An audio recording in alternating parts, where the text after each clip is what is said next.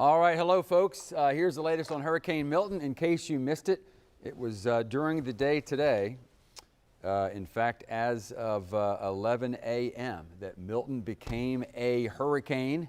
There it is. Just so you know, that is way down there in the Gulf of Mexico. In fact, actually, we call it the Bay of Campeche, and that's still about 800 miles to the west-southwest of Tampa.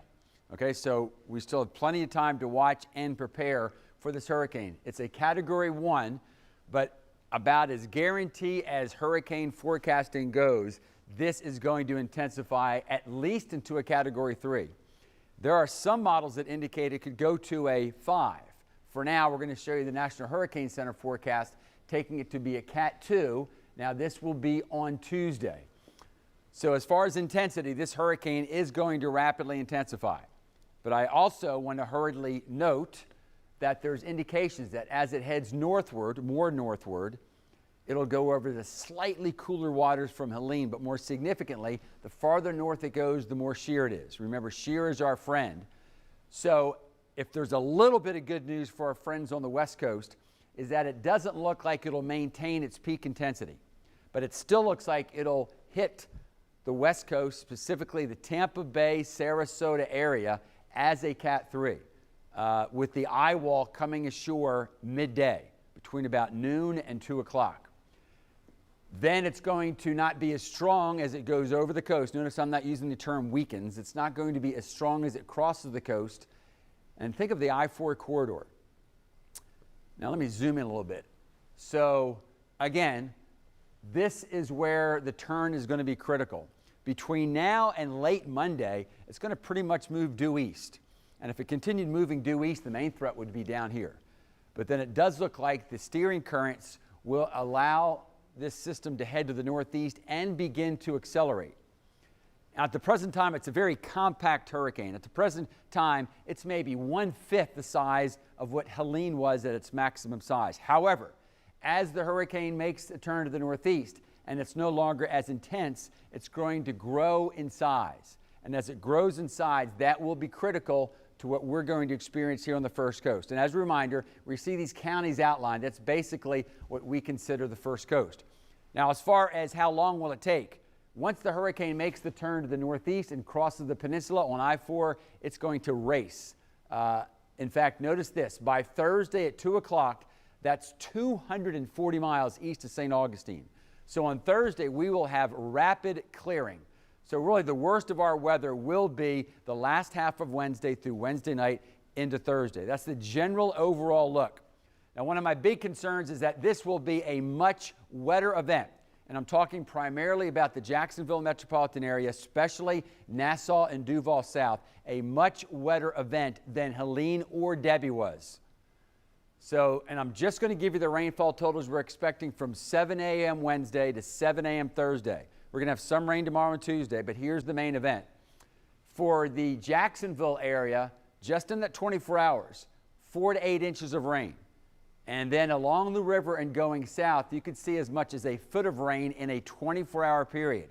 On top of that, we're going to have more of a surge event because of the strong winds. Let's talk about the wind gust. The wind gust, of course, we need to prepare for, and that can bring down isolated trees depending on the speed. These are gusts to 60, and that's when we start to see trees come down. We start to see power outages, gusts to 60, and then gusts of over 70, so approaching hurricane force, if not stronger, pretty much St. John's and Putnam on southward, as far as frequent gusts to 70 miles per hour.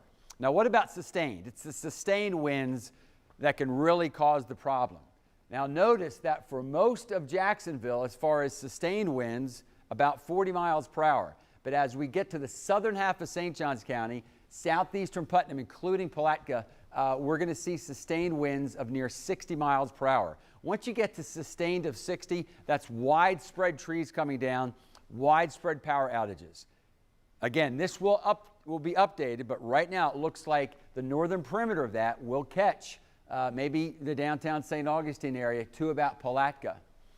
And then sustained winds of 75 a little farther to the south. However, because that's just miles and there's variations, It's not yet, but I suspect that those of you in Putnam and Flagler, maybe southern St. John's, might get put under a hurricane watch.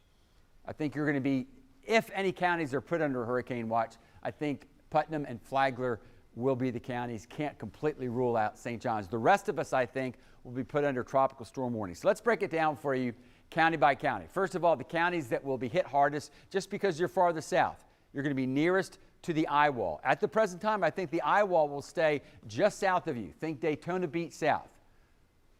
So that's why you're going to be on the fringes. The worst of your weather late Wednesday through early Thursday. There it is again, sustained of 60, gusts to 75, rainfall, stay indoors, and mobile homes in these areas, especially Palatka south of St. Augustine, mobile homes, in our opinion, will not be safe to be in. All right, let's go a little farther to the north. Now, for the rest of St. Johns County, a surge of 4 to 6 feet. So that is the ocean coming up 4 feet, 6 feet, just in case this thing comes farther north than possible or than forecast. At 4 feet, though, that is enough to cause problems in downtown St. Augustine, Davis Shores, and other areas. There you see the winds.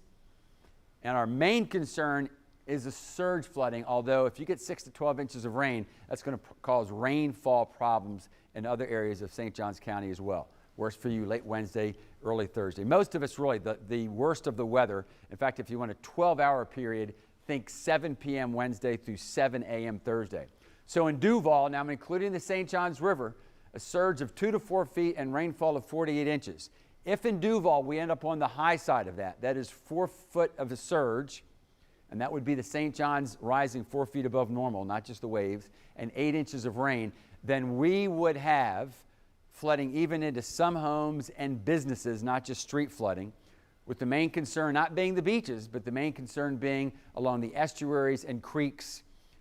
Think the Ken Knight Drive area, think San Marco area, think Ortega area, with those winds strong out of the north and northeast. We'll get more specific as we get closer. Then, of course, as we get farther to the north, not as bad, but still along the coastal areas of Glenn, Camden, and Nassau counties, you still might get some gusts of 55 or over, but notice the surge not as much, the rain not as much, but keep a close watch on the forecast and have your plan ready. And with gusts of over 55, you could still get some power outages. Now, the good news is those of you that were hit hardest, by both Debbie and by Helene, not nearly as bad, maybe 1 to 3 inches, especially out toward Columbia County. And we go farther to the north, and really you might call this a nice breeze. So that's how it looks county by county for now, based on the latest forecast from the National Hurricane Center, as we continue to watch Hurricane Milton, which will be intensifying. We will have updates. Keep a close watch on those updates, and we're going to have them for you right on through, well, sometime Thursday when the hurricane races off to the east.